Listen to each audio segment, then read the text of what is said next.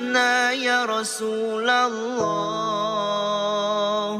يا عظيم الجاه عليك صلوات الله عبد بالباب يرتجي لثم الأعتاب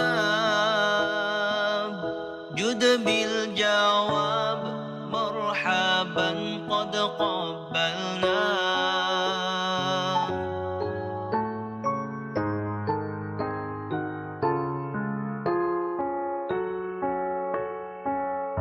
أنت المعروف بالجود مقري الضيوف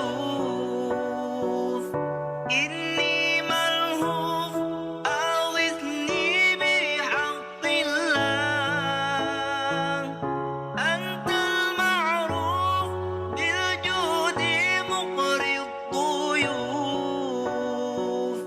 إني ملهوف أغثني بحق الله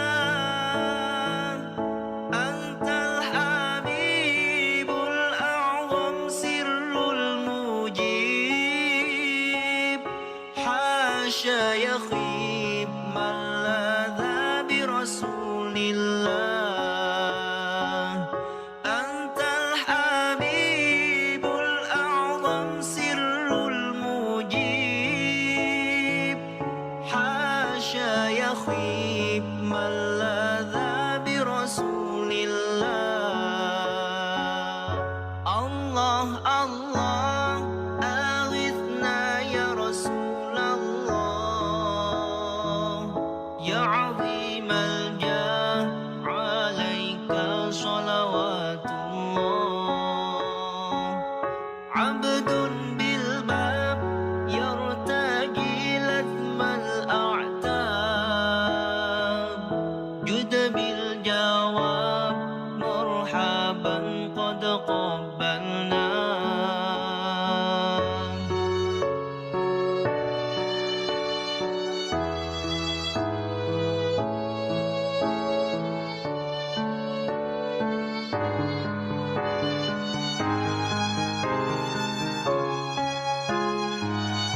أنت المعروف بالجود مقري الضيوف إني ملهوف أغثني بحق الله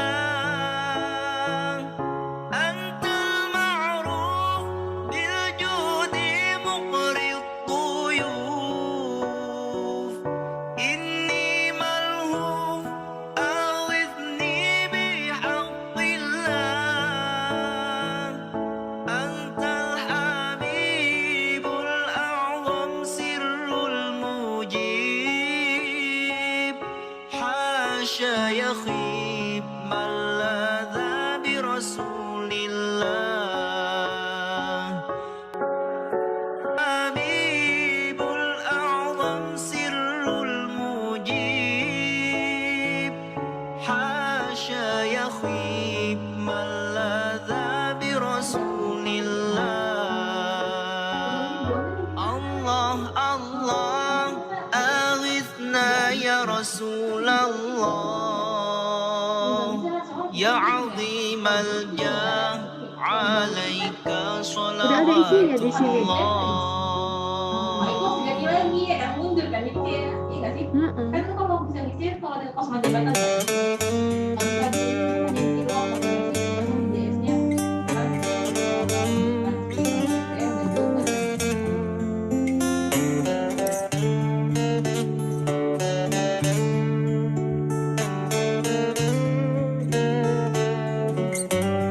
إني عرفتك بالصفات العاليات وبالقدر وبالقضاء وبالغنى أغنيت عبدا قد شكر إني عرفتك بالصفات العاليات وبالقدر وبالقضاء وبالغنى أغنيت عبدا قد شكر ما خاب من عرف الإله ولا إلى غيره افتقر ما خاب من عرف الإله ولا إلى غيره افتقر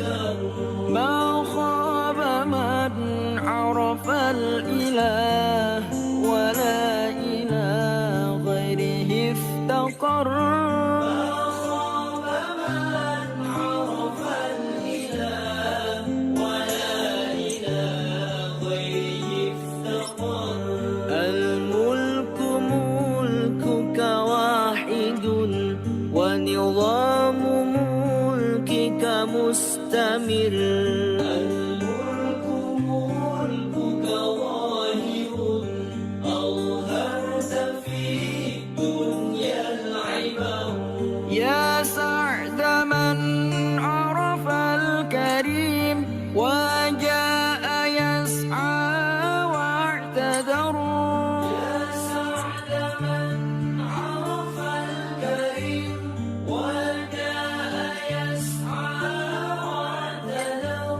يا سعد من عرف الكريم وجاء يسعى واعتذر يا سعد من عرف الكريم وجاء يسعى واعتذر ناداه أنت إلهنا اغفر لعبد قد عثر إني عرفتك بالصفات العاليات وبالقدر وبالقضاء وبالغنى أغنيت عبدا قد شكر إني عرفتك بالصفات العاليات وبالقدر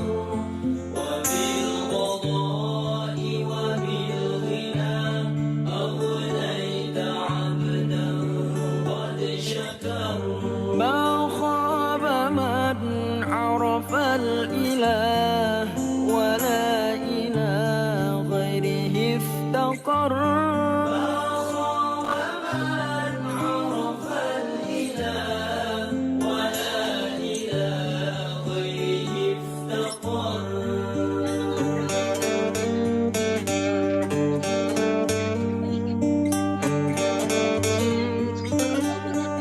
Cashback sama 60.000 pakai Permata Mobile.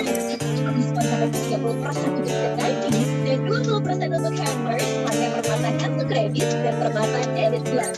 Diskon sampai 30% di e-commerce pilihan. Kalau belanja ada diskon 20%. Belanja pakai Permata Virtual Account bisa dapat voucher berharga 200.000 pakai Permata KPA. Gak ketinggalan diskon 75% dan cashback 100.000 untuk investasi di Permata Wealth Management.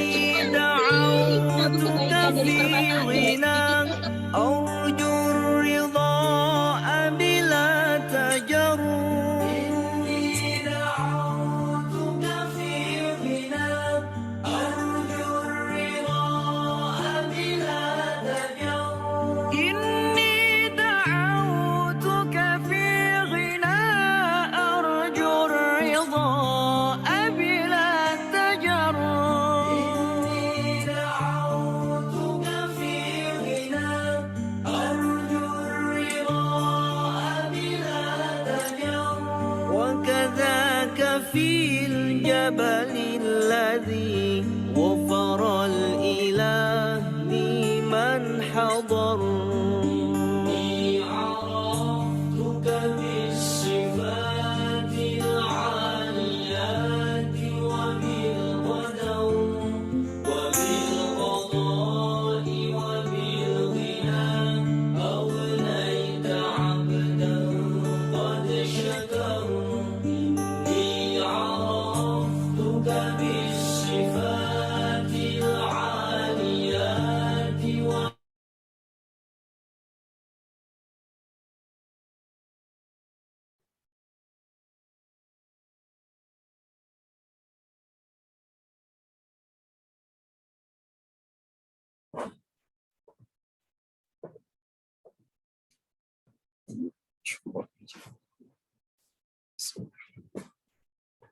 Assalamualaikum warahmatullahi wabarakatuh.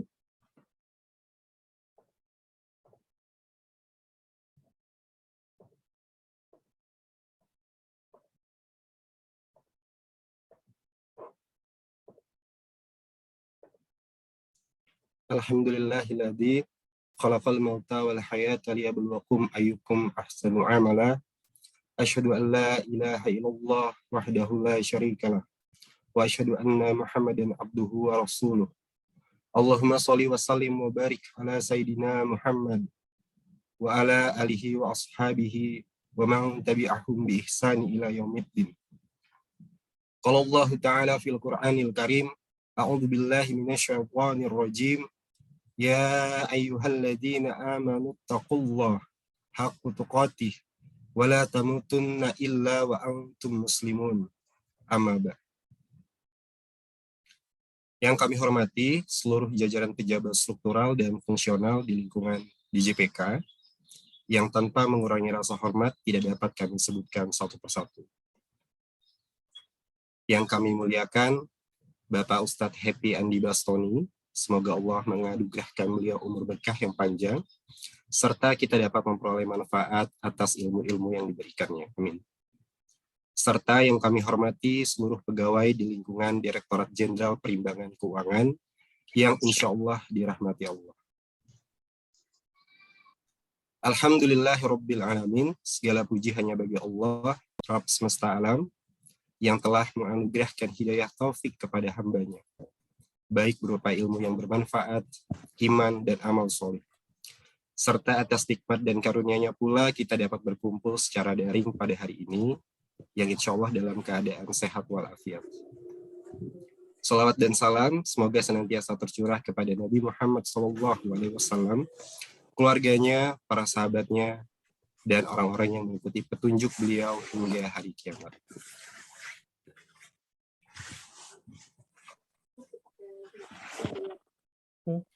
Bapak, Ibu, dan rekan-rekan yang dirahmati Allah, izinkan kami untuk membuka acara pada hari ini dengan tilawah bersama, melanjutkan pertemuan sebelumnya, yaitu pada surah Al-Baqarah ayat 42. Kepada Bapak, Ibu, dan rekan-rekan, silakan untuk mempersiapkan Al-Quran masing-masing atau dapat melihat tayangan yang akan disiapkan oleh panitia.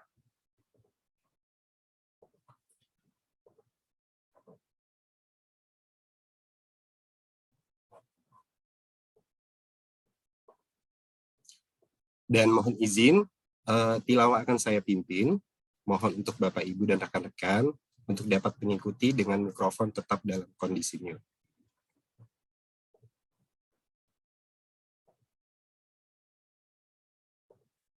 Mohon izin panitia untuk bisa di-share screen Al-Qur'annya. Baik. Mari kita mulai dengan ta'awudz. Untuk dimulai dari Al-Baqarah ayat 42.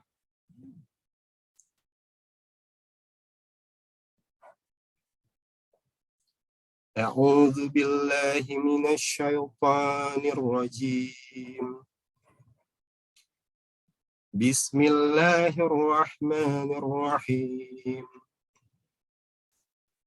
Wa la talbisul haqqa bil batili wa taktumul haqqa wa antum ta'lamun. Wa aqimis salata wa atuz zakata warka'u ma'ar raqi'in. Atamuruna an-nasa bil birri wa tansawna anfusakum wa antum tatluna al-kitab afala ta'qilun wasta'inu bis-sabri was-salah wa innaha lakabiratun illa 'alal khashi'in alladhina yadhunnuna annahum mulaqu rabbihim wa annahum ilaihi raji'un.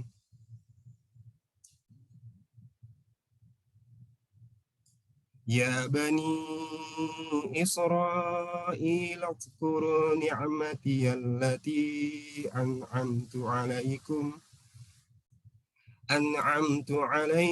wa anni faddaltukum 'alal 'alamin. Wattaqu yawman la tajzi nafsun 'an nafsin shay'an ولا يقبل منها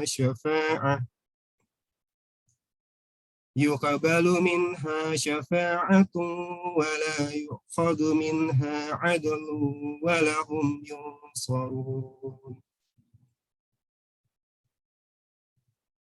وإذ نجيناكم من آل فرعون يصومونكم سوء العذاب يذبحون أبناءكم ويستحيون نساءكم وفي ذلكم بلاء من ربكم عظيم. وإذ فقرعنا بكم البحر فأنجيناكم وأغرقنا آل فرعون وأنتم تنظرون. وإذ واعدنا موسى 40 ليلة ثم اتخذتم العجل من بعده وأنتم ظالمون. ثم عفونا عنكم من بعد ذلك لعلكم تشكرون. وإذ آتينا موسى الكتاب والفرقان لعلكم تهتدون. وإذ قال موسى لقومه يا قوم إنكم ظلمتم أنفسكم باتخاذكم العجل فتوبوا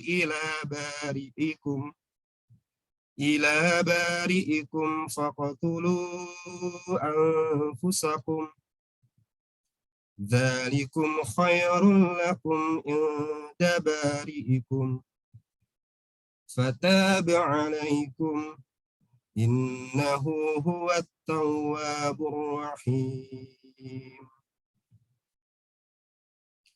وإذ قلتم يا موسى لن نؤمن لك حتى نرى الله جهرة فأخذتكم الصاعقة وأنتم تنظرون. ثم بعثناهم من بعد موتكم لعلكم تشكرون. وظللنا عليكم الغمام وأنزلنا عليكم المن والسلوى كلوا من طيبات ما رزقناكم وما ظلمونا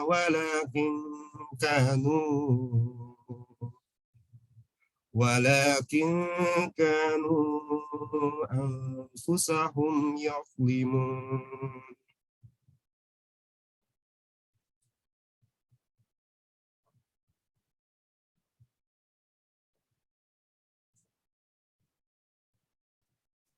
وإذ قلنا ادخلوا هذه القرية فكلوا منها حيث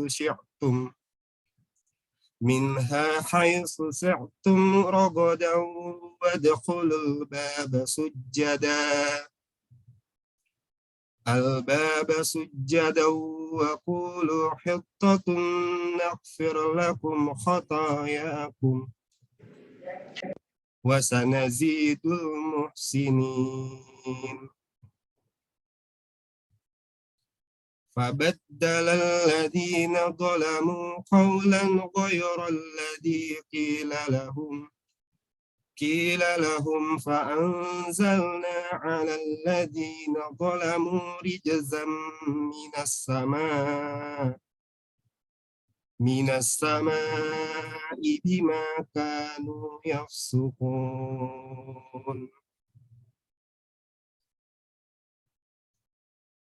وإذ استسقى موسى لقومه فقلنا اضرب بعصاك الحجر فانفجرت منه 12 عينا قد علم كل أناس مشربهم كلوا واشربوا من رزق الله ولا تعثوا في الأرض مفسدين.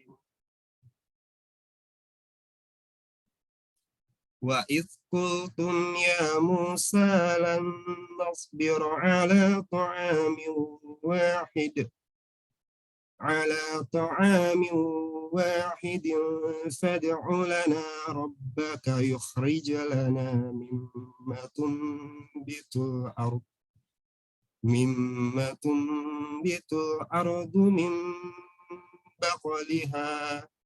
من بقلها وكسائها وفومها وعدسها وبصلها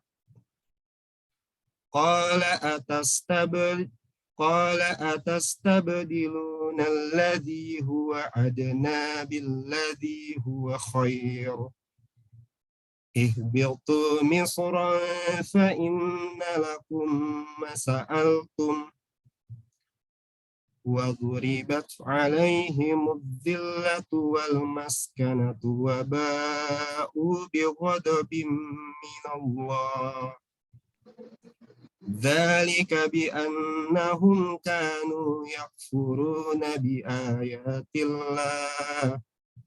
بآيات الله ويقتلون النبيين بغير الحق ذلك بما عصوا وكانوا يعتدون. صدق الله العظيم. Maha benar Allah dengan segala firman-Nya.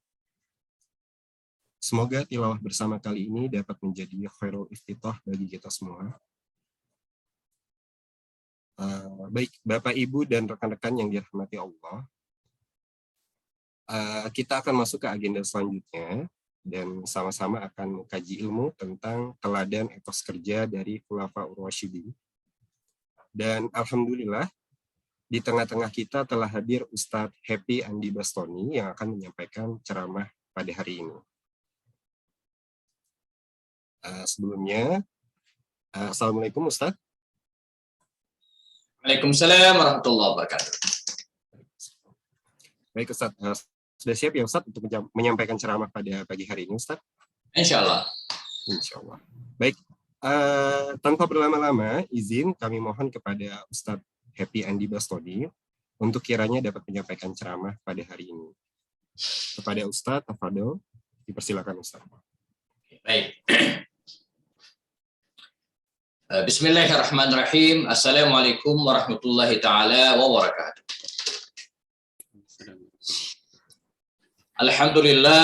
Alhamdulillahirabbil alamin وبه نستعين على أمور الدنيا والدين أشهد أن لا إله إلا الله أشهد أن محمدا عبده ورسوله لا نبي بعده اللهم صل على هذا النبي الكريم وعلى آله وصحبه أجمعين رب اشرح لي صدري ويسر لي أمري واحلل عقدة من لساني يفقهوا قولي قال تعالى في كتابه الكريم أعوذ بالله من الشيطان الرجيم بسم الله الرحمن الرحيم laqad kana lakum fi Rasulillahi uswatun hasanah liman kana yarjullaha wal yawmal akhir wa dzakarallaha katsiran. Baik, teman-teman sekalian peserta pajak bertilawah yang saya hormati, kita bersyukur kepada Allah Subhanahu wa taala pada pagi hari ini. Kalau tidak salah hitung ini adalah hari yang ke-17 Ramadan ya. Ya, 17 Ramadan 1443 Hijriah. Ramadan yang insyaallah ya lebih baik daripada Ramadan sebelumnya, terutama 2 Ramadan terakhir di mana kita diuji Allah dengan wabah corona, dan alhamdulillah Ramadan ini semuanya insyaallah ya walaupun masih ada sisa-sisa ya akan segera berlalu dan Ramadan kita bisa lebih maksimalkan, kita bisa kembali melaksanakan program-program Ramadan dengan melaksanakan salat tarawih berjamaah, tadarusan ya, dan kemudian aktivitas ta'lim lainnya. Dan hari ini kita berada di tanggal 17 Ramadan, tanggal yang diyakini sebagai nuzulul Quran, walaupun kalau kita lihat sejarah, kalaulah dimaksud dengan nuzulul Quran itu turunnya wahyu yang pertama, ya kurang pas juga, karena dalam banyak riwayat justru Al-Quran itu turun pada tanggal 21 Ramadan ya. Hari Senin, jadi usia Rasul 40 tahun pada waktu itu ya. Justru 17 Ramadan ini yang pas itu perang Badar ya. Jadi perang Badar itu 17 Ramadan ya. Jadi walaupun pada perang Badar juga turun Al-Qur'an ya. Wa ma anzalna ala abdina yaumal furqan yaumal taqal jam'an, kata Allah ya. Dan apa yang kami turunkan kepada hamba kami, maksudnya Al-Qur'an, yaumal furqan ya, hari pembeda, hari bertemunya 2 pasukan. Ya, tapi bukan ayat yang pertama turun pada waktu itu, karena perang Badar sendiri sudah terjadi di tahun kedua Hijriah, sementara Al-Quran turun 15 tahun sebelumnya, ya sudah mulai turun 15 tahun sebelumnya. Tema kita hari ini ya, teladan etos kerja dari Al-Khulafa Ar-Rasyidun. Nah, ini menarik ya, sebab selama ini kita, atau bukan semua kali, sebagian dari kita menganggap bahwa Ramadan itu bulan istirahat, bulan ibadah. Ya, jadi ada kesan mengurangi aktivitas, ya, mengurangi produktivitas. Nyaris semua kantor yang saya temui menyesuaikan jam kerja. Yang tadi mungkin masuk jam 7.30 dan pulang jam 5, hari ini ya, Ramadan mengurangi, bisa jadi masuk jam 8 ya pulangnya habis asar, jadi mengurangi. Dan dalam aktivitas non perkantoran juga mungkin demikian, ada yang tadinya jualan jadi nggak jualan ya. Jadi sehingga muncul kesan jazakallah Ramadan ini bulan yang tidak produktif ya, bulan yang ya mengurangi etos kerja begitu kira-kira ya. Sehingga kalau ini dibiarkan, frame dan paradigma berpikir ini dibiarkan, maka kita khawatir jangan sampai suatu saat Ramadan ini akan menjadi momok yang menakutkan dan tidak senangi ya. Jadi ada kesan, oh Ramadan produktivitas kita meningkat, kalau yang bisnis jualannya turun, padahal mestinya tidak demikian ya, tidaklah demikian. Karena saya pernah ada ketemu teman yang bergerak di bidang bisnis makanan ya, restoran ya. Ya memang ya, tidak ada sarapan dan tidak ada makan siang di restorannya, tapi dia bisa memaksimalkan buka puasa dan itu bisa jadi omsetnya lebih besar. Jadi bagaimana kita menyikapi gitu ya. Demikian juga dengan aktivitas-aktivitas yang lainnya. Mungkin selama Ramadan produktivitas kita di satu sisi berkurang, tapi kita bisa meningkatkan produktivitas di bidang lainnya. Sehingga jangan ada kesan bahwa Ramadan itu adalah bulan yang mengurangi aktivitas, bulan yang mengurangi produktivitas, dan bulan yang melemahkan etos kerja kita. Ya, orang jadi pemalas, ya, orang jadi rebahan terus, ya, padahal kaum rebahan itu tidak akan mendatangkan perubahan. Ya. Jadi habis zuhur pada tidur semua gitu kan, Dan mending kalau qailulahnya setengah jaman, ini tidurnya sampai asar kan, jadi tidak produktif. Padahal hadis atau kalimat yang mengatakan naumus shaim ibadah itu ya tidurnya orang berpuasa, itu bukan hadis yang sahih yang kemudian bisa kita jadi patokan, karena berlawanan dengan pakem dan spirit Islam secara umum ya, yang memerintahkan kepada kita untuk terus bergerak. Nah, sebelum kita melihat etos kerja dari para sahabat ini ya, al-khulafa ar-rasyidun al-arba'a ini ya, izinkan saya melihat sedikit ya spirit dari Rasulullah SAW ya. Nanti kita akan ambil inspirasi dari para sahabat, terutama al-khulafa ar-rasyidun yang baru saya siapkan ya, atau baru sempat saya siapkan. Kita mulai dari sini jemaah. Saya besarkan layarnya. Oke. Ya. Ramadan tetap produktif ya, dan meningkatkan etos kerja, inspirasi dari Nabi dan para sahabat, khususnya al-khulafa ar-rasyidun. Perintah puasa, saum Ramadan itu turun sebelum Badar. Ya. Para ulama seperti Imam Abu Ja'far at-Tabari mengatakan perintah puasa itu disyariatkan pada bulan Sya'ban. Ya, Sya'ban. Artinya ketika Ramadan tiba, ya, itu syariat puasa itu udah ada. Nah, jadi sudah turun ya, sekitar setengah bulan sebelum perang Badar. Ya. Kendati demikian, gitu kan, walaupun Nabi tahu bahwa sudah turun kewajiban berpuasa, dan ketika terjadi perang Badar, Nabi tetap berangkat. Ya, Nabi tidak meng-cut agendanya, mempause agendanya atau meng-cancel agendanya, tidak. Ya, jadi puasa itu tidak menghalangi mereka untuk tetap melanjutkan program yang sudah dicanangkan sebelumnya. Ya, tetap melakukan aktivitas, dan terjadilah perang Badar di bulan Ramadan sekitar tanggal 17 atau 19 Ramadan pada waktu itu. Ya. Nah, peristiwa yang kedua juga demikian, ya, Fathu Makkah. Fathu Makkah juga terjadi di bulan Ramadan. Bahkan ketika Nabi berangkat pada waktu itu, ya, beliau tahu bahwa di depannya adalah Ramadan. Ya, enggak seperti kita. Ramadan kita entar ya habis Ramadan, nanti ya habis Ramadan. Kita suka begitu ya, bikin program, bikin agenda, nanti setelah Ramadan, nanti setelah Ramadan. Akhirnya setelah Ramadan itu panjang. Jadi setelah Ramadan itu bukan Syawal. Jadi setelah Ramadan itu bisa jadi Jibril awal, Jibril akhir. Jauh gitu ya, programnya baru jalan. Nanti ada alasan lagi ketika Syawal, masih bulan silaturahim ya. Nanti setelah Syawal masuk bulan haji. Jadi mundur-mundur, dan program akhirnya mending kalau tetap jalan, dan bisa dikhawatirkan akan batal gara-gara Ramadan. Gara-gara tertunda di Ramadan.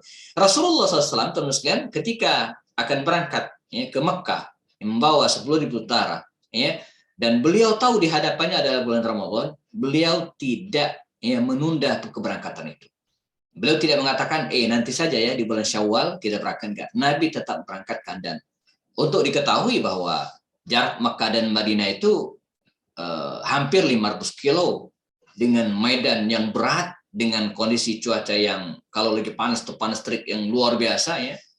Saya kemarin ke BPKP Jakarta, bawa kendaraan, dan saya lihat pas keluar bus terasa sekali panas. Pas lihat di dashboard kendaraan lumayan ya, 37 derajat Celcius gitu ya. Itu di Indonesia 37 derajat Celcius. Saya pernah ngalamin di Mekah itu 57 derajat Celcius. 57 derajat. Itu kalau lagi musim panas bisa lebih. Kalau lagi musim dingin Madinah itu bisa 5-6 ya. Belum pernah sih di bawah 0 ya. Rata-rata ya 5-6 8 lah. Dan itu udah dingin. Itu udah dingin. Cuaca yang ekstrim itu kemudian tidak menghambat Rasulullah dan kaum muslimin untuk berangkat ya, melanjutkan agenda-agenda. Nah, nanti ada klausul ya, penjelasan ya bagi bagaimana orang yang safar dan berpuasa ya. Ada kajian fikihnya bahwa safar ya, apalagi dalam kondisi perang itu membolehkan, membuat seseorang itu boleh tidak berpuasa, tapi judulnya tetap lanjut ya. Jadi aktivitas jalan, andai nanti nggak sanggup, maka dia mendapatkan rukhsah. Begitu luar biasa Islam. Jadi dengan puasa Ramadan ini ya, atau dengan mewajibkan puasa Ramadan ini, Allah tidak ingin mengganggu aktivitas kita. Dan andai pun terganggu, kata Allah SWT, kalian boleh membatalkannya dan diganti di hari yang lain. Jadi tidak kemudian mengurangi, apalagi mematikan sama sekali, enggak. Tetap jalan, gitu ya. Nah ini harus. Nanti kita akan ketemu juga namanya ada perang Tabuk juga demikian. Perang Tabuk itu kan Nabi berangkat di bulan Rajab, akhir Rajab. Rajab, Syaban, Ramadan. Artinya 2 bulan lagi itu mesti masuk Ramadan. Dan Nabi pasti tahu, karena Ramadan itu kan ya, tidak datang tiba-tiba. Jadi Ramadan itu tiba, bukan tiba-tiba. Bukan tiba-tiba Ramadan, enggak. Nabi tahu bahwa setelah Rajab, Syaban, setelah Ramadan, Nabi tetap berangkat. Ya, Makkah, Madinah, Tabuk itu hampir 2 kali lipat jarak Makkah dan Madinah. 15 hari, 15 malam mereka melakukan perjalanan berangkat. Ya, stay di lokasi perang 20 hari, pulang 15 hari, 50 hari lamanya ya, mereka ya, berada di perjalanan dan di medan peperangan pada perang Tabuk. Dan Nabi tetap berangkat sehingga ketika pulang ke Madinah Al-Munawwarah ya masih dalam kondisi akhir bulan Ramadan ya. Jadi mereka masih berada di bulan Ramadan. Ya, sekali lagi ya, Nabi tidak menunda perjalanannya, Nabi tetap melanjutkan aktivitas dan bahkan bukan aktivitas kerja yang santai, tapi melakukan safar yang panjang dan pekerjaan yang berat, yaitu berperang. Ya. Baik. Sekarang kita masuk ke tema utama kita, teman-teman sekalian, tentang bagaimana spirit etos kerja dari para sahabat Nabi, wabil khusus al-khulafa ar-rasyidun. Dan tentu saja ya, kita tidak akan bahas dengan detail siapa Abu Bakar As-Siddiq, siapakah Umar bin Khattab, siapakah Utsman bin Affan, dan siapakah Ali bin Abi Thalib. Ya. Karena ini butuh kajian tersendiri gitu ya. Saya di beberapa masjid ada kajian secara sahabat, kisah tentang Abu Bakar Siddiq ini detailkan bisa 3 atau 4 kali pertemuan. Ya. Jadi begitu juga, apalagi Umar bisa 4-5 kali pertemuan baru selesai ya, dari masa kecilnya, remajanya, ya, sebelum Islam, masuk Islam bersama Nabi, menjadi khalifah Rasul. Ini panjang sekali ya. Utsman juga tidak kalah panjang kisahnya. Demikian juga dengan Ali bin Abi Thalib. Sehingga pada kesempatan kali ini ya kita akan hanya menyorot teman-teman sekalian, dan nanti kalau memang perlu diskusi tentang pendalaman tentang 4 tokoh ini ya, kita ada waktu yang cukup insya Allah. Kita akan coba lihat potret kehidupan sekilas ya, dari aspek kerja Abu Bakar Siddiq, Umar bin Khattab, ya, Utsman bin Affan, dan Ali bin Abi Thalib radhiyallahu anhum ajma'in. Ya. Mohon maaf, ilustrasi di pojok kiri ini saya belum sempat ganti ya. Masih ngikut slide sebelumnya kayaknya, jadi belum sempat di-delete. Belajar dari Al-Khulafa Ar-Rasyidun, kita mulai dari Abu Bakar Siddiq. Sayyidina Abu Bakar Siddiq. Abu Bakar Siddiq ini, teman-teman sekalian, jamaah, adalah pengusaha. As-Siddiq. Pengusaha pakaian. Ya, pengusaha pakaian. Bisnisnya itu bisnis pakaian. Dia rekan rekan akrab, ya, kawan akrab Rasulullah SAW, sehingga ketika belakangan Rasulullah menerima wahyu dan kemudian Abu Bakar Siddiq ini diajak untuk masuk Islam, maka dia menerima tanpa banyak cincong ya, tanpa banyak tanya gitu ya, karena begitu dekat hubungan Rasulullah dengan Sayyidina Abu Bakar Siddiq ini. Dan kedekatan mereka semakin bertambah ketika Muhammad SAW menjadi nabi, dan kedekatan mereka juga bertambah ketika akhirnya Rasulullah menikahi salah seorang putrinya, yaitu Aisyah binti Abu Bakar Siddiq. Sebelum era kenabian, Abu Bakar adalah pengusaha, ya, pebisnis ulung yang dipercaya, ya, tempat para tokoh Quraisy yang menitipkan barang dagangannya. Ya. Jadi ketika diberangkat ke Syam misalnya, maka para tokoh Quraisy ya, tidak sedikit yang menitipkan barang dagangannya kepada Abu Bakar Siddiq, karena Abu Bakar Siddiq terkenal sebagai orang yang terpercaya gitu ya. Bahkan ketika di era kenabian, saat Abu Bakar Siddiq pernah pengen pergi ke Habasyah menyusul Utsman bin Affan dan belakangan Ja'far bin Abi Thalib, dan dia sempat menghilang 3 hari dari Makkah ya, sudah berangkat ke Habasyah, namun kemudian Ibnu Daghina, salah seorang tokoh Quraisy waktu itu ya, mengejar Abu Bakar Siddiq ini, memintanya untuk kembali ke Makkah ya, karena mereka merasa kehilangan Abu Bakar Siddiq. Padahal Mereka itu bukan Muslim, tapi merasa tergantung ya, atau bergantung dengan Abu Bakar Siddiq. Abu Bakar Siddiq pengusaha sukses, ya, pengusaha ulung, ya, di era sebelum kenabian dan di zaman Rasulullah. Jadi di zaman baginda Rasulullah SAW dia tetap berbisnis, baik di era Makkah ya, maupun setelah hijrah ke Madinah Al-Munawwarah. Setelah hijrah ke Madinah Al-Munawwarah, di mana para sahabat Ansor pada waktu itu, penduduk asli Madinah, lebih banyak menjadi petani, lebih banyak yang menggeluti perkebunan kurma, ya. Dan Rasulullah membiarkan mereka. Kata Rasulullah kepada para sahabat Muhajirin, biarkan para sahabat Ansor itu ya menggarap ladang pertanian mereka. Sementara kalian Muhajirin ya gelutilah dunia bisnis. Dan ini program Rasulullah SAW ketika berhijrah ke Madinah, salah satu program beliau adalah ya menginisiasi membangun ekonomi Madinah dengan membuat pasar. Nah, di antara para pelopor pasar itu adalah Abu Bakar Siddiq. Beliau lah yang bersama dengan yang lainnya diminta oleh Rasul untuk terjun ke Madinah ya, untuk mengetahui siapa sih yang menguasai ekonomi Madinah ini, dan akhirnya mereka laporan bahwa yang mengendalikan ekonomi Madinah Yahudi. Ya, tapi kita, kata mereka, tidak bisa bergabung dengan tata cara bisnis orang Yahudi itu.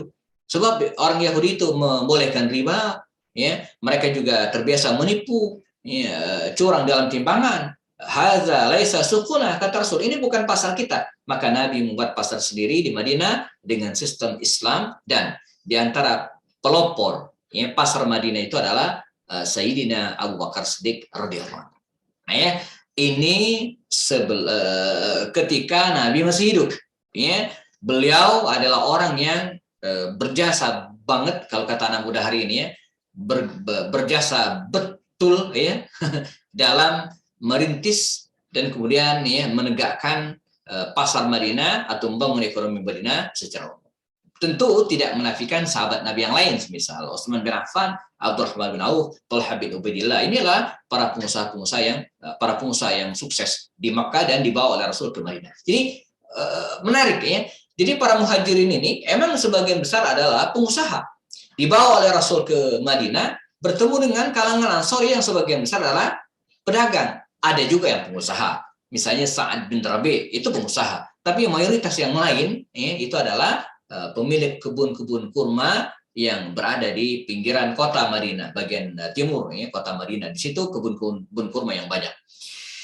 Nah, yang menarik juga jamaah, ketika baginda Rasulullah SAW meninggal dunia, wafat, Nabi wafat, Abu Bakar Siddiq ini ya, dikisahkan tetap pengen berbisnis, tetap pengen berdagang. Maka dia pergi dari rumahnya, pergi ke pasar Madinah Al-Munawwarah, bahkan dia merencanakan untuk membawa dagangannya ke Syam dan seterusnya. Nah, datanglah Umar bin Khattab. Ya, dalam riwayat lain, dia juga didatangi oleh Abu Ubaidah Ibnu Jarrah. Ya Khalifah Rasulullah, wa ya Khalifah Rasulullah, Anda mau kemana? Kata Abu Bakar Siddiq, saya pengen ke pasar, saya pengen bisnis, gitu kan? Sebagaimana yang dilakukan sebelumnya. Kata Umar bin Khattab, lah jangan. Ya, kalau Anda berbisnis, siapa yang akan mengendalikan urusan pemerintahan? Gitu kan? Jadi di sini kita melihat etos kerja seorang Abu Bakar Siddiq itu, teman-teman sekalian, ya, etos kerja yang luar biasa. Walaupun dia sebagai khalifah, gitu kan, dia tetap mengutamakan berbisnis. Ya. Jangan, kata Umar. Ya. Maka lebih baik ya, kita sisihkan gaji untuk Anda dari Baitul Mal, gitu kan, ya, dari kas negara, khusus untuk menggaji Anda sehingga Anda tidak perlu repot-repot lagi bekerja. Sebab kalau Anda menghabiskan waktu untuk bekerja, untuk berbisnis, berdagang, siapa yang akan ya mengurus masyarakat? Ya, karena pemimpin itu adalah sayyidul qaum.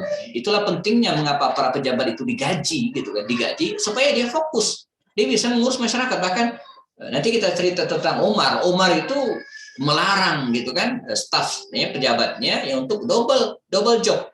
Kalau Anda pengen jadi pejabat, akan kami gaji. Tapi kalau dan jangan berbisnis. Dia sempat mengeluarkan larangan itu, gitu kan.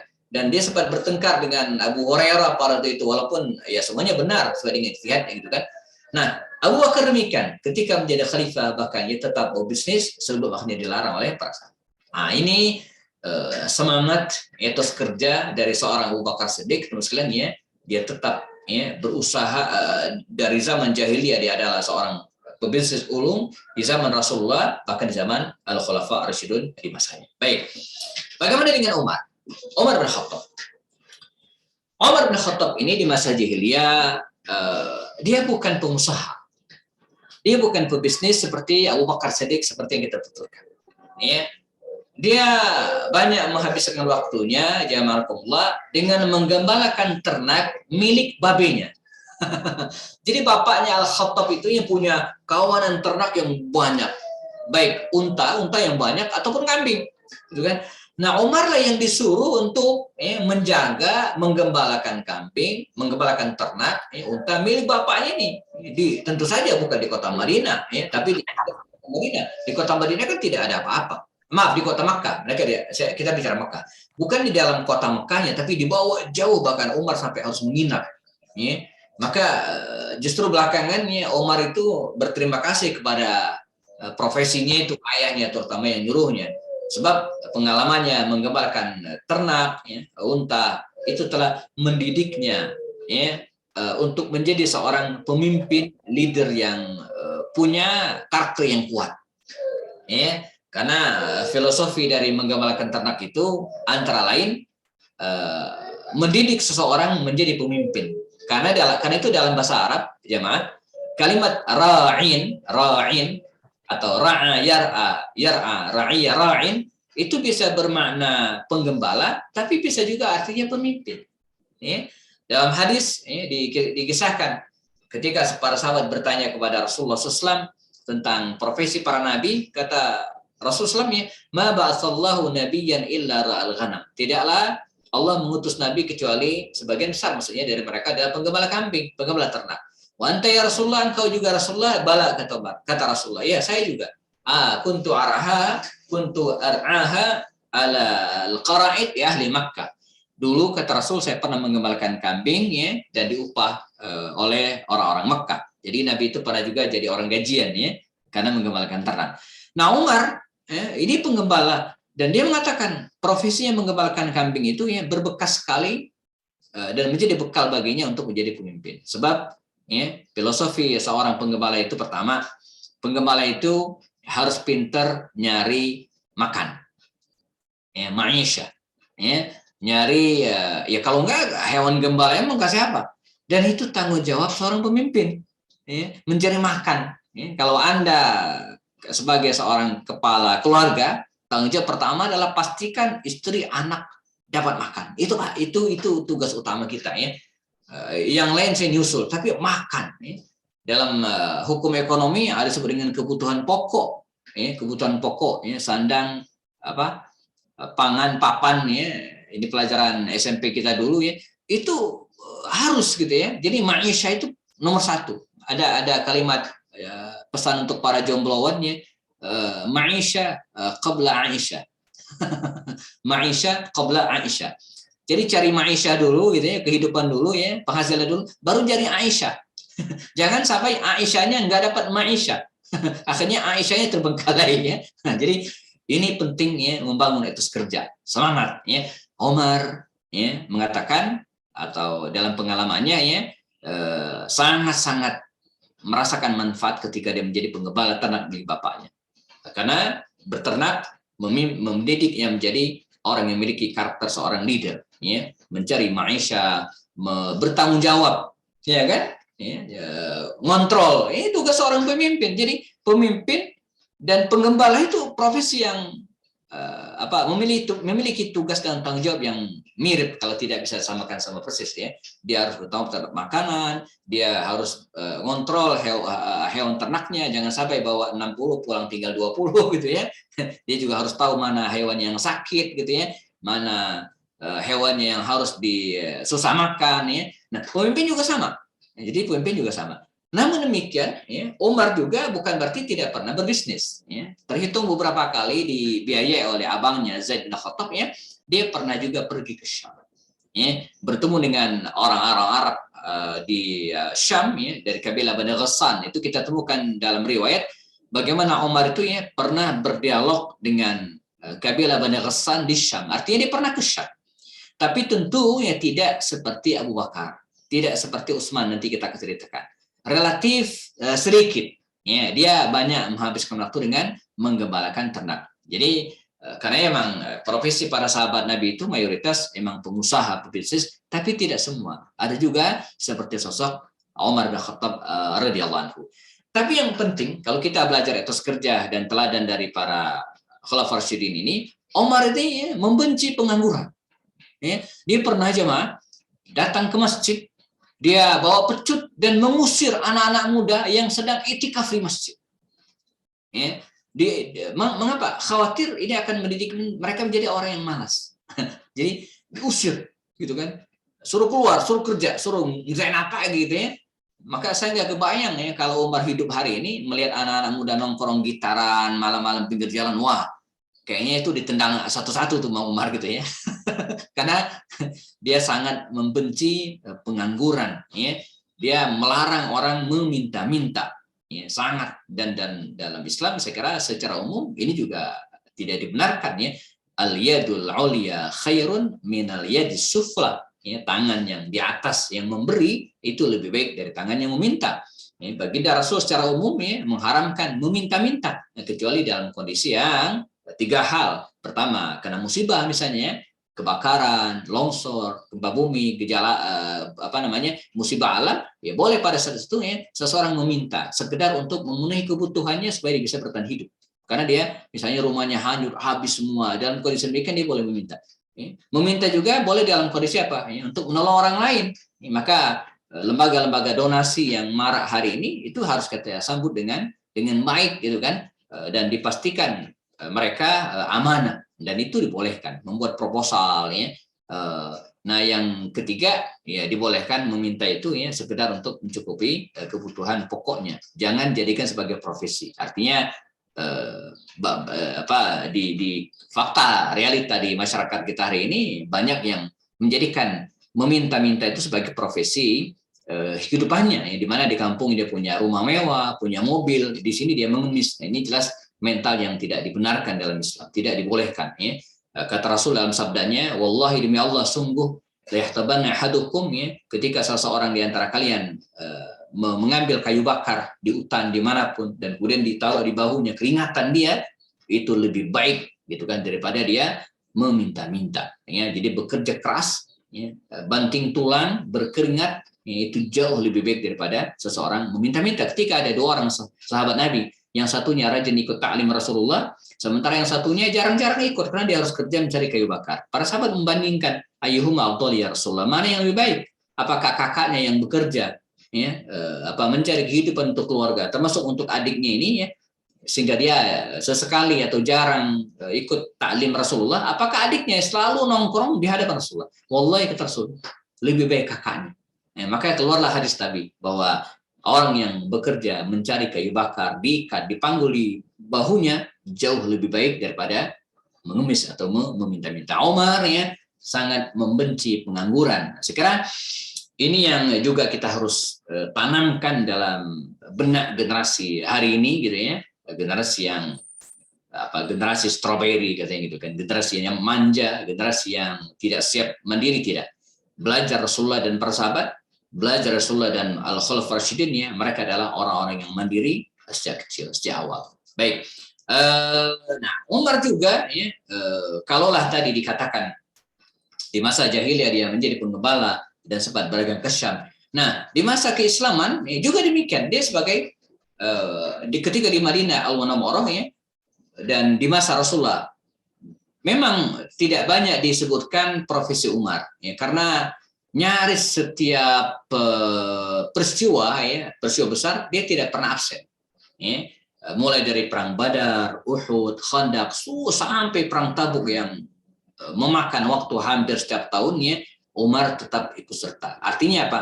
Kalau kita tidak menemukan kisah Umar berbisnis misalnya, dia ikut aktif dalam medan peperangan, dalam perundingan membersamai Rasulullah SAW, dan bukan pengangguran gitu kan.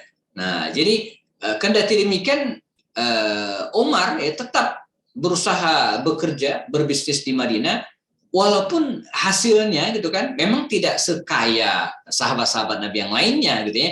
Maka kalau kita lihat 10 sahabat jamin masuk surga, mungkin Umar di antara mereka yang paling sederhana hidupnya. Ya, Abbas Mahmud Al-Aqad dalam kitabnya Abqariyatu Umar itu mengatakan bahkan ketika Umar meninggal dunia, dia pun harus menjual, menggadaikan, menjual rumahnya untuk melunasi sebagian hutangnya, sehingga disebut dengan Baitul Qadha gitu ya. Dan Umar juga, namun tidak berhenti pada Umar. Umar justru memberikan didikan yang sangat baik terhadap anak-anaknya. Maka ada salah seorang anaknya yang namanya Abdullah bin Umar, itu justru menjadi pengusaha, menjadi pebisnis. Dan pernah ada yang nanya, ya Abdullah, Anda kan anak khalifah. Ya, karena ketika jadi khalifah, Umar juga dapat digaji oleh kas negara waktu itu. Ya. Untuk apa Anda berbisnis? Nah, ini spirit yang mungkin bisa kita jadikan inspirasi. Ya. Apa kata Abdullah bin Umar? Saya ingin ikut serta, gitu kan, dalam proses ya, menggerakkan harta, ya taharkatul mal ya. Sebab dengan berbisnis itu kata dia, berarti kita membantu pergerakan harta. Karena para pengusaha lah yang membuat dengan izin Allah tentu saja ya, harta itu berpindah dari produsen ya, menghantarkannya ke konsumen, ya, pemakai itu siapa? Itu pengusaha. Ya. Dari mana kita dapat barang yang kita nikmati hari ini? Bahkan kalau saya kan bisnisnya buku gitu ya, buku ya dari penerbit gitu kan, penerbit kemudian sampai ke pembeli itu kan melalui transaksi bisnis. Melalui transaksi bisnis. Apapun makanan yang kita nikmati hari ini atau beras yang nasi yang kita nikmati hari ini, dari mana kita dapatkan? Itu kan dari aktivitas bisnis ya. Kita nggak ngambil langsung dari petaninya, gitu kan, enggak, tapi ada aktivitas bisnis. Jadi para pengusaha lah yang membeli harta itu dari petani, kemudian mengemas dan memproses dan kemudian dijual ke para konsumen. Dan itu bukan belum tentu satu rantai, bisa 2-3 rantai, gitu kan. Nah inilah disebut dengan aktivitas bisnis. Kata Abdullah bin Umar bin Khattab, ya saya pengen ikut serta dalam menggerakkan harta itu dari produsen, ya kemudian ke pedagang ya, dia menjadi pedagang sampai kemudian diterima oleh para konsumen. Nah, jadi intinya apa? Etos kerja. Ya, semangat etos kerja ini betul-betul harus kita tumbuhkan, bukan hanya bagi kita hari ini, tapi bagi anak-anak kita untuk masa depan. Negeri kita yang kaya raya, gemah ripah loh Canawi ini, ya, walaupun negeri kita kaya raya seperti ini, kata Umar bin Khattab, ya, mengingatkan inna samaa'a lan tuntir az-zahaba. Langit itu ya lantun tiara zahaba, dia tidak akan memberikan, tidak akan menurunkan hujan berupa emas ya. Jadi sama langit itu ya dia menurunkan air, bukan emas. Nggak ada hujan emas gitu ya. Nah dia air, dan itu harus proses. Jadi tidak cukup kita duduk saja walaupun negeri kita kaya ini, tapi harus meningkatkan etos kerja, baik dengan berbisnis, baik dengan bekerja, baik di swasta ataupun negeri, dan aktivitas yang lainnya. Ya, ini ya Umar bin Khattab. Yang ketiga jamaah, Utsman bin Affan. Sebagai pengusaha dan dermawan. Saya kira saya tidak perlu bicara panjang lebar tentang Utsman bin Affan. Ayahnya Affan pengusaha kaya. Ya. Bani Umayyah secara umum adalah para pengusaha. Naik ke atas sedikit, kabilah Bani Abdi Syams, kabilah besarnya adalah para pengusaha. Di kalangan Quraisy, ya, di antara kabilah yang terkenal sekali melahirkan para pengusaha itu adalah Utsman bin Affan. Di klan Utsman bin Affan juga kita ketemu Abu Sufyan bin Harb, yang juga seorang pengusaha. Ya, ada juga Abdul As bin Rabi, yang juga para pengusaha. Jadi klannya mungkin kalau di sini kayak apa ya? Mohon maaf, ada orang Padang di sini. Jadi darahnya itu memang udah darah bisnis gitu ya, udah darah bisnis. Jadi wajar kalau ada yang bilang ya Padang itu singkatan pandai dagang gitu ya. Itulah bedanya orang Padang dengan orang India ya.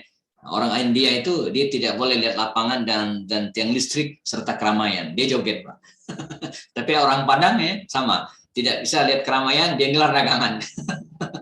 Saya punya pengalaman yang banyak berteman dengan orang Padang dan mendapatkan inspirasi yang dahsyat, luar biasa ya. Jiwa bisnis mereka itu dahsyatnya. Jadi memang betul-betul sudah mendarah daging. Saya ingin cerita sedikit.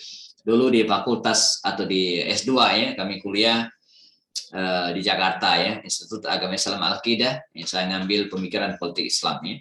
Jadi di tingkat pasca sarjana itu kan kuliahnya sudah beda dengan S1. Jadi dosen itu lebih banyak bagi tugas. Jadi kita dibagi tugas, kemudian masing-masing bikin makalah, kemudian dipresentasikan. Dosen hanya mengkritik makalah atau presentasi kita, menambahkan sedikit gitu ya. Sambil dosen itu menyebutkan buku-buku. Oh, itu materi tadi bisa Anda ambil di bukuan. Yang itu di buku itu. Penerbitnya ini kata dosen. Atau sesekali dia bawa bukunya. Nah, ini bukunya katanya, materi tidak ada di buku ini. Kata dosen-dosen kami ya. Kami ya sekedar mencatat dan selesai ya. Ini orang awak tadi ini, saya nggak usah sebutkan namanya. Dia bukan hanya mencatat, tapi hunting buku-buku yang tadi disebutkan dosen, dicatat rapi penerbitnya, penulisnya. Besok atau minggu depan ketika kuliah yang sama, ya, dia bawa buku-buku tersebut. Ayo, ini buku yang direferensikan oleh dosen kita minggu lalu. Aneh udah bawain gitu kan. Saat kelas kita beli semua itu. Buku yang direferensikan oleh dosen, dia bawa gitu kan. Yang kurang dicatat, ntar saya ambil lagi.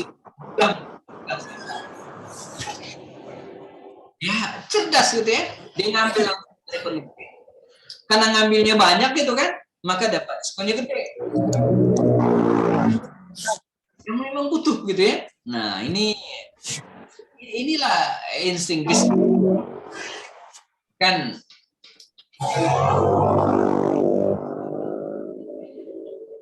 Ada yang belum di-mute sehingga noise test. Oke ya. Baik. Nah, jadi kabilah Bani Umayyah ini yang demikian ya. Jadi insting bisnisnya itu dahsyat ya. Nah, Utsman bin Affan ya, slide-nya belum saya pindahin. Utsman bin Affan ini ya, dia keturunan pengusaha dan dia tumbuh sebagai pengusaha sehingga pada usia belasan tahun, 15 tahun ya, dia sudah menjadi pengusaha. Ya. Dan hal ini digeluti ya, baik sebelum Islam, sebelum dia masuk Islam maksud saya, maupun setelahnya. Di mana kita lihat bagaimana era Madinah ketika beliau sudah hijrah ke Madinah ya, di antara mereka yang membesarkan pasar Madinah ya, dan tetap mengirimkan. Ini bedanya bisnisnya. Jadi mungkin ada yang nanya, Ustadz, tadi Ustadz mengatakan bahwa Utsman bin Affan itu setelah dia masuk Islam katanya tetap berbisnis. Tapi kita melihat juga kiprah beliau di medan peperangan bersama Rasulullah. Bukankah kita menemukan dia di Uhud, di Khandaq, Hudaybiyah, di Khaybar, dia ada hadir semua gitu kan? Kapan di bisnisnya gitu ya? Kapan di bisnisnya? Nah, inilah bedanya jemaah antara pebisnis dengan pedagang. Ada yang membedakan. Jadi kalau pedagang itu dia yang jualan, pedagang. Kalau ke bisnis enggak, belum tentu dia yang jualan. Dia punya sistem. Wah, ya, kalau sekarang dia punya staff, dia punya anak buah, dia punya manajer gitu ya, yang mengelola bisnisnya itu. Sehingga ya, tidak menghalanginya untuk ikut peristiwa-peristiwa besar bersama dengan Rasulullah SAW. Ya, inilah bedanya pedagang dengan pengusaha. Ya, maka saya sebut Utsman itu pengusaha, bukan hanya pedagang. Pedagang itu salah satu aktivitas saja. Ya, ilustrasinya di depan perumahan saya ini itu ada yang jualan pecel lele. Itu sejak saya masuk ke perumahan ini 2002 sampai 2022, 20 tahun sudah. Dia jualan di situ, jualan pecel lele. Dulu ayahnya, sekarang anaknya. Sudah, enggak, gitu aja. Nah, ini namanya dagang pecel lele. Tapi di outlet sana kita melihat ada namanya resto pecel lele. Lele lela, enggak tahu masih ada enggak tuh ya? Lele lela. Itu cabang ini mana-mana gitu kan. Jadi sama-sama jual pecel lele itu ya, tapi yang satu jualan, yang satu bisnis. Utsman pengusaha. Ya, jadi walaupun dia ikut serta bersama Rasulullah dalam banyak peristiwa, tapi bisnis tetap jalan sehingga ketika dia menjadi khalifah sekalipun tetap jalan, tidak mengganggu. Ini mungkin beda dengan Abu Bakar Siddiq tadi yang sempat dilarang, tapi Utsman enggak. Utsman tetap ya, dengan bisnisnya seperti Abdurrahman bin Auf yang lainnya ya. Terakhirnya Ali bin Abi Thalib. Ali bin Abi Thalib, kalau kita lihat sejarah singkatnya, dia memang bukan pedagang. Ya. Walaupun dia tidak membenci aktivitas bisnis. Ya. Bahkan di satu sisi Ali seperti Umar bin Khattab tadi ya, sangat memperhatikan pasar. Ya, sangat memperhatikan pasar. Di masa pemerintahannya, salah satu aspek yang mendapatkan perhatian beliau adalah pasar. Dan beliau mensyaratkan, kalau pengen pergi ke pasar itu katanya harus paham. La yabi fi suqina illa man yafqah. Nggak boleh masuk ke pasar kami kecuali orang yang paham, orang yang ngerti. Jadi bisnis itu harus tahu ilmunya. Demikian kira-kira makna kalimat Ali bin Abi Thalib. Dan Ali bin Abi Thalib juga jemaah, dia sangat membenci kemiskinan. Ya. Lau kana al-faqru rajulan laqataltu, katanya. Andai kefakiran itu seorang laki-laki, gitu ya, maka akan aku bunuh, gitu. Ya, lau kana al-faqru rajulan, andai al-faqru rajulan, ya, kefakiran, kemiskinan berupa seorang laki-laki, laqataltu, saya akan bunuh dia, gitu kan. Ini menunjukkan betapa Ali bin Abi Thalib ini membenci kefakiran, enggak dianjurkan. Bahkan kita dalam doa-doa maksurat kita ya, dalam kutipan hadis Imam Daud, kita sering berdoa, Allahumma inni a'udzubika minal kufri wal faqr. Allahumma inni, ya Allah, sungguhnya aku a'udzubika, berlindung kepadamu, minal kufri wal faqr, dari kekufuran dan kefakiran. Jadi dalam riwayat lain Rasulullah bersabda, Innallaha yuhibbut taqiyal ghaniyal khafi.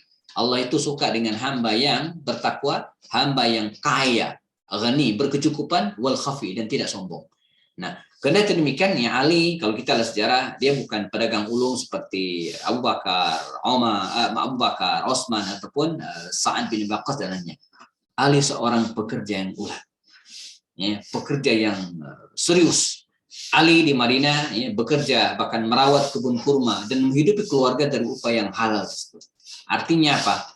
Bahwa lahan mencari rezeki itu jamaah itu luas. Ya. Lahan mencukupi kebutuhan kita itu luas. Ya.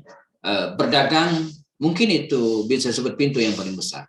Ya. Dalam riwayat disebutkan kalau pintu itu terdiri dari seruna baban, 20 pintu, mungkin 19 dari jalur bisnis, itu salah satu, tapi tidak menafikan aktivitas yang lainnya. Ya. Selain berbisnis, menjadi karyawan, menjadi pekerja, bukanlah pilihan yang salah, boleh-boleh saja dan sangat dibenarkan, apalagi sebagai pekerja profesional, gitu ya, sangat-sangat dibolehkan, gitu ya.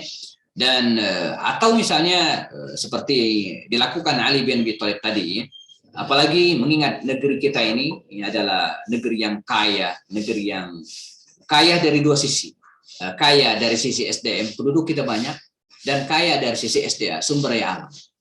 Kaya dari sisi sumber daya alam, alam kita berlimpah. Ya, kasarnya mau nanam apa aja itu tumbuh. Soal buah atau enggak itu urusan belakangan, tapi tumbuh dia, gitu kan, tumbuh. Di masa pandemi ini ya, banyak di antara kita yang menjadi petani tiba-tiba jadi petani, gitu ya. Saya di samping ini ada lahan 2,5 kali berapa ya? 15 meter, enggak luas, tapi alhamdulillah ya, kami sudah jarang sekali beli kangkung, nyaris tidak pernah beli cabai, gitu kan. Kemarin panen pokcai, ya, lalu kemudian terong, semua dari lahan yang sempit ini. Ya, nah, cuman ini sebentar lagi kayak Ramadan ini akan panen bayam kayaknya, gitu kan. Jadi Indonesia kaya, sumber daya yang luar biasa, gitu kan. Cabai kemarin ada yang teriak-teriak cabai mahal bagi kami ya. Pertama emang cabai kan bukan kayak makan nasi ya, kan sedikit. Nggak ngaruh, karena cukup diambil dari pekarangan tanaman, gitu kan.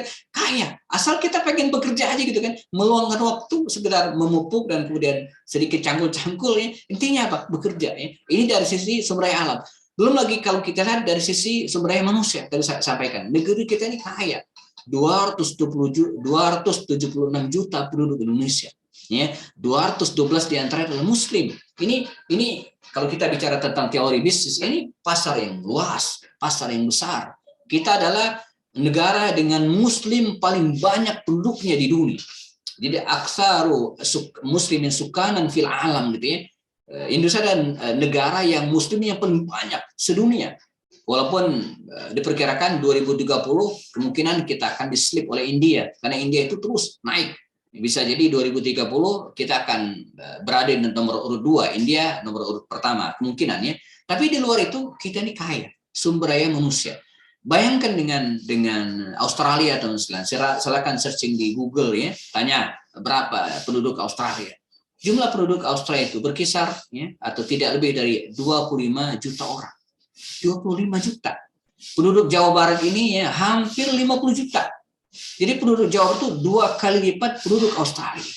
Jadi wajar kalau kemudian orang-orang Australia itu yang mempelajari bahasa kita. Saya pernah ke Australia tahun 2013 dan datang ke beberapa sekolah mereka. Ternyata mereka belajar bahasa kita, bahasa Indonesia. Saya tanya, kenapa Anda belajar bahasa kami? Katanya apa? Ya, kemana kami jual produk kalau bukan ke Indonesia? Jadi sasaran mereka adalah Indonesia. Jepang, mereka bikin alat-alat elektronik, mulai dari kendaraan, motor, kemana mereka melemparkan? Ke Indonesia. Ya, karena penduduk mereka dikit. Belum kalau kita bicara tentang New Zealand. New Zealand itu jumlah kambingnya itu puluhan kali lipat daripada jumlah orang. Jumlah orangnya, penduduknya kan cuma 4 juta, 5 juta orang. Kambing bisa 20 jutaan gitu ya. Jadi jumlah kambing lebih banyak daripada jumlah orang. Nah, kalau begitu kemana mereka akan menjual kambing-kambing mereka? Kalau bukan ke negara-negara berkembang seperti Indonesia. Jadi kita melalui acara ini ya meningkatkan etos kerjanya, berharap kita memiliki pemahaman yang baik tentang hal ini ya bagi kita dan bagi keluarga kita ya, bagaimana negeri kita yang gemah ripah Locinawi ini ya tidak dinikmati oleh orang lain ya, oleh asing dan asing ya, tapi dikelola oleh anak bangsa itu sendiri. Jam di studio menunjukkan pukul 8:16 ya. Kalau dilihat rundown acara ya, saya diminta untuk bicara dari pukul 7.30 sampai 8.15. Saya kira sudah cukup. Sisanya kita bisa perdalam ya kajian ini dengan tanya jawab jika diperlukan. Saya kembalikan ke host kita. Jazakumullah khairan dan mohon maaf jika ada kekurangan. Billahi taufik. Assalamualaikum warahmatullahi wabarakatuh. Waalaikumsalam warahmatullahi wabarakatuh. Alhamdulillah, terima kasih banyak Ustadz atas materi yang telah disampaikan. Selanjutnya kami berikan kesempatan kepada Bapak Ibu dan rekan-rekan sekalian.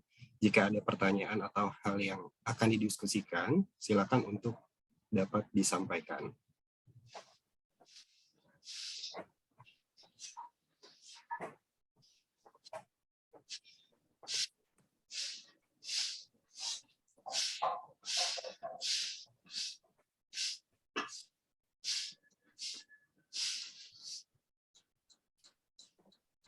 Oke, baik. Ada satu yang raise hand, Pak Aditya Nur Yuslam. Kepada Pak Aditya, silakan. Assalamualaikum, Pak Ustaz. Waalaikumsalam, Pak Aditya. Ya, izin ya, Mas Ridwan, mau nanya dikit. Terkait dengan ini ya, apa namanya itu, kita mencontoh para sahabat Nabi ketika apa namanya dia terkait mengenai etos kerja dan sebagainya. Nah itu kita ingin tahu juga nih bagaimana para sahabat Nabi ini mengelola waktunya antara beribadah dengan bekerja. Karena kita tahu sendiri kan Nabi pun mencontohkan ibadah pun sampai larut malam dan sebagainya. Nah itu bagaimana? Apakah ada cerita mengenai para sahabat itu mengimplementasikan, karena ada di dua sisi ya, bagaimana dia menjaga etos kerja itu tetap prima, dan di satu sisi lagi dia harus menjaga etos iman dia untuk tetap terus menyala. Terima kasih Pak. Ya, baik. Bismillah. Menarik ya. Selama ini kita suka menganggap ada semacam pembagian waktu gitu ya, kerja ibadah gitu ya. Jadi ada kesan ketika seseorang menggeluti dunia kerja yang luar biasa, pengusaha, pebisnis atau bahkan PNS juga gitu kan, khawatir ibadahnya sedikit ya, karena kita menganggap yang dimaksud dengan ibadah itu adalah hanya sholat, hanya berada di masjid gitu kan, atau sholat tahajud dan seterusnya. Nah ini saya kira pemahaman yang mungkin harus kita luruskan, bahwa yang dimaksud dengan ibadah itu adalah semua aktivitas baik ya, yang diridhoi oleh Allah Subhanahu wa taala dan bermanfaat bagi orang lain, fahuwa ibadah atau fahiya ibadah, itulah ibadah. ya, maka mencari nafkah, banting tulang, bekerja, kharaja, talab rezeki, mencari kehidupan rezeki, maka fahuwa fi sabilillah hatta yarji'a. Maka dia seperti orang yang berperang di jalan Allah sampai kemudian pulang gitu kan. Jadi bekerja itu bagian dari ibadah. ini harus kita pahami. Jangan sampai keliru ketika teman-teman keluar kantor kemudian menganggap ini nozin, nggak ada pahalanya. Enggak. Itu ada pahalanya gitu kan. Dalam hadis sahih juga Nabi mengatakan bahwa pekerjaan dengan tangannya sendiri, wal bai'ul mabrur, dan bisnis yang dicintai gitu kan, itu sebaik-baik amal. Jadi khairul amali. Jadi sebaik-baik amal mendapatkan pahala saja. Rajulun, seorang laki-laki yang bekerja dengan amali yadihi, dengan tangannya sendiri gitu kan, wal bai'il mabrur, dan bisnis yang bagus. Ya. Dalam riwayat lain juga Nabi mengatakan at-tujjarus saduq, ya, pebisnis yang benar, gitu kan? Nanti dia akan masuk surga, ya, ma'al anbiya wal mursalin wasiddiqin. Demikian fima ma'na al-hadis, ya. Jadi para pedagang yang jujur, pebisnis yang jujur, gitu kan? Nanti di akhirat dia akan bersama dengan orang-orang yang siddiq, orang-orang yang benar, ma'as sholihin, orang-orang yang soleh. Nah ini kita bungkus dulu ini gitu ya, sehingga jangan ada pemahaman bahwa keluar kantor lalu kemudian bekerja berbisnis itu nggak ada pahala, enggak. Ketika dia diniatkan oleh Allah SWT atas nama Allah SWT, ya kan, maka insya Allah dia berbuah pahala. Satu ya. Nah baru setelah itu ya kita perhatikan kewajiban terhadap agama kita. Ya. Karena itu semua aktivitas yang kita lakukan tadi hendaknya tidak menghalangi ibadah kita. Artinya dia boleh jadi seorang pebisnis, bekerja perkantoran, tapi sholat 5 waktu tetap jalan. Atau puasa Ramadan tidak mengganggunya. Sholat malam toh di rumah tetap dijalankan. Nah, jadi para sahabat begitu. Para sahabat demikian. Mereka juga bekerja ke pasar, mereka juga berperang bersama Rasulullah, gitu kan? Mereka juga aktivitas yang lainnya, menggembala kalau sebelumnya gitu kan. Tapi pada saat sama ketika waktu sholat tiba mereka sholat. Ketika puasa tiba mereka puasa. Ya, ketika sholat malam mereka menghabiskan malamnya dengan banyak beribadah kepada Allah Subhanahu Wa Taala. Ya, ketika baca Quran seperti Utsman bin Affan itu dalam riwayat, ya, dia bahkan menghatamkan Al-Quran itu seminggu sekali. Walaupun dalam hadis Nabi mengatakan Iqra'ul Qur'ana fi syahr, hatamkan Quran 1 bulan, tapi banyak sahabat Nabi yang lebih banyak dari itu. Abdullah bin Amr bin As itu sampai 3 kali sehari dia khatam Quran. Nah jadi aktivitas keduniawian dalam tanda kutip yang saya sebutkan tadi ya, itu tidak mengganggu ibadah mereka. Nah nanti memang di antara para sahabat Nabi itu ya, ketika bicara tentang ibadah mahdhah itu memang beda-beda ya. Misalnya seperti saya contohkan Abdullah bin Amr bin As, memang dia lebih banyak selain baca Quran juga dia rajin sekali puasa sunnah. Nah, dan Abu Hurairah mengakui dia kalah, ya, tidak banyak melakukan ibadah puasa sunnah. Karena kalau saya puasa sunnah, katanya badan saya lemes sehingga tidak produktif. Ini alasan beliau. Artinya masing-masing sahabat ada kelebihan tersendiri. Ya. Abdullah bin Mas'ud itu dikenal sebagai pembaca Al-Quran yang kata Rasul, barang siapa yang pengen mendengar bacaan Quran ahli surga maka dengar bacaan orang ini. Jadi demikian para sahabat Nabi, kalau kita lihat kehidupan mereka, dia tidak membedakan mana kehidupan dunia dan mana akhirat. Jadi tidak misalnya jam 7 sampai jam 5 sore kehidupan dunia, no ibadah, malamnya ibadah enggak. Tapi semua desah nafas kehidupan harus ada nilai ibadah kepada Allah Subhanahu Wa Taala, ya, selain ibadah mahdhah, selain sholat, misalnya puasa, lalu kemudian umroh, zakat. Nah, ini ibadah yang mahdhah kalau dalam istilah ilmu fikih gitu ya. Nah ada yang ibadah yang ghairu mahdhah. Ya. Ibadah ghairu mahdhah itu yang nggak ada rukunnya. Kalau sholat kan ada rukunnya, wudhu ada rukunnya. Tapi kalau kerja kan nggak ada rukunnya tuh. Rukun kerja 1, niat 2 nggak ada. Makan itu ada ibadah. Makan itu bernilai ibadah. Tapi ada rukun makan kan nggak ada. Umroh itu ibadah mahdhah kan ada rukun umroh, ya, haji. Ya. Nah, jadi ibadah mahdhah atau ghairu mahdhah itu semua bernilai ibadah di sisi Allah Subhanahu wa taala.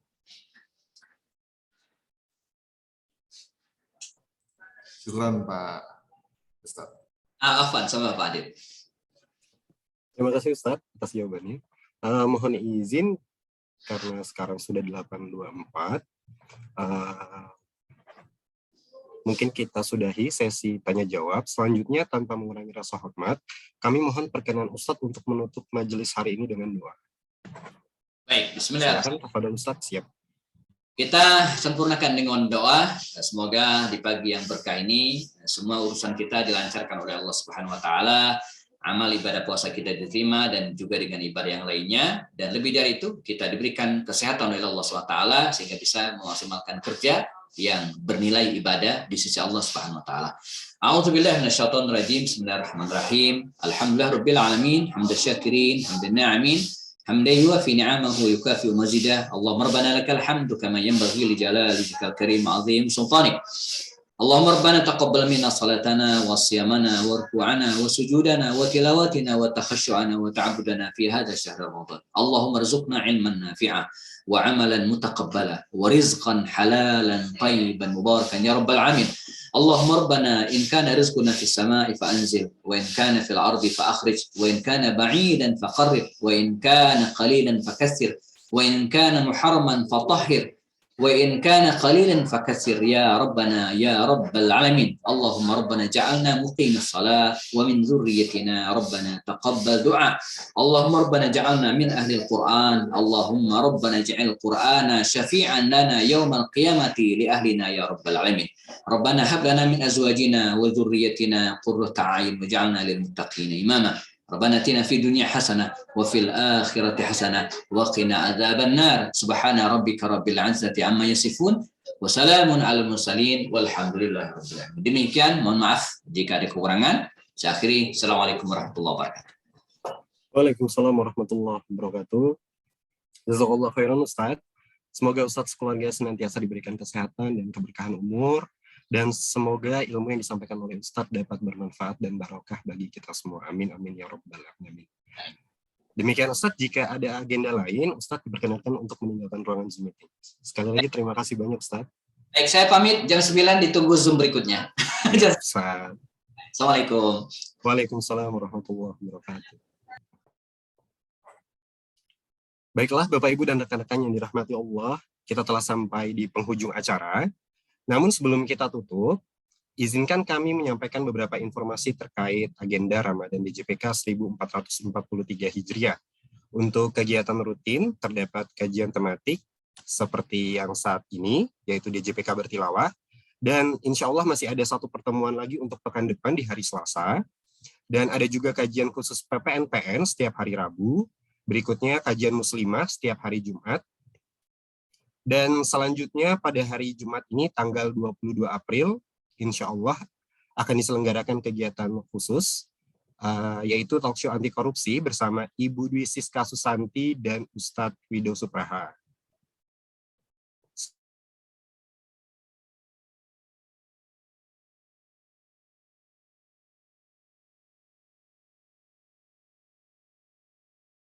Ada pemenang peserta favorit yang akan dipilih melalui voting. Nah, gimana cara melakukan votingnya?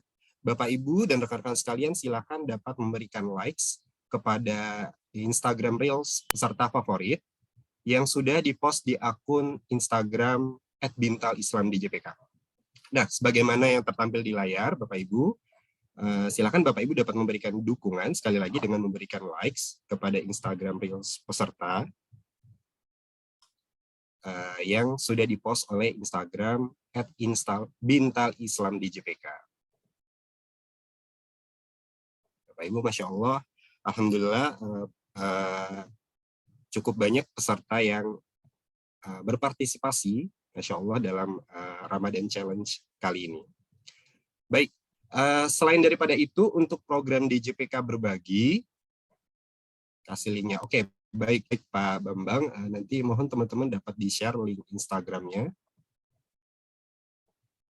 Kemudian terkait dengan program DJPK Berbagi di Ramadan kali ini, Alhamdulillah terdapat 2 program yang dapat Bapak, Ibu, dan rekan-rekan sekalian ikuti.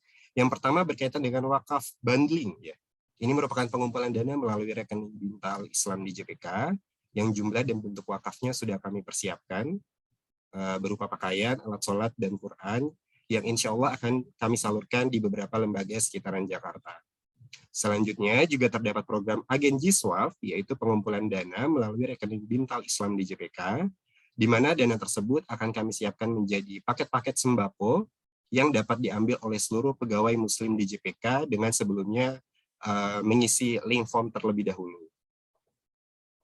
Kemudian paket-paket sembako tadi itu dapat diserahkan kepada orang-orang yang kira-kira membutuhkan, misalnya tetangga atau jika Bapak Ibu naik ojek online dapat diberikan kepada driver yang mengantar pulang perjalanan Bapak Ibu, atau kepada pengamen, dan lain sebagainya. Mungkin demikian informasi yang dapat kami sampaikan.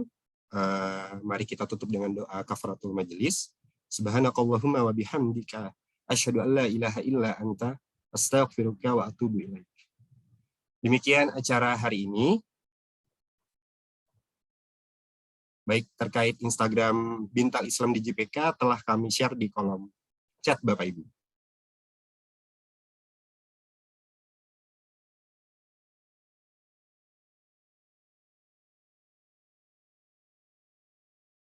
Apabila terdapat salah kata dan perbuatan. Selalu sebarkan semangat cinta damai, dan saya tutup. Wassalamualaikum warahmatullahi wabarakatuh. Waalaikumsalam warahmatullahi wabarakatuh.